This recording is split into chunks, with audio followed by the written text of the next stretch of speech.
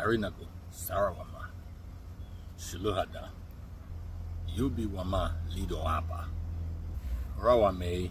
Wafanidira, Irawame Wamalali, Kamo Wabarogon, Garinagu, Magurawame Wanasio,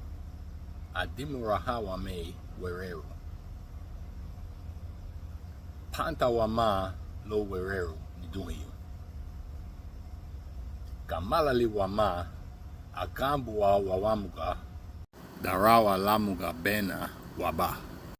No Webelo Lue Huya, Ucha Wawago Ahuyua, Wasani Garinagu, Iari, Tuguama, Widiha Luwago La Waseru Wageira, Haraseha Wayunagu.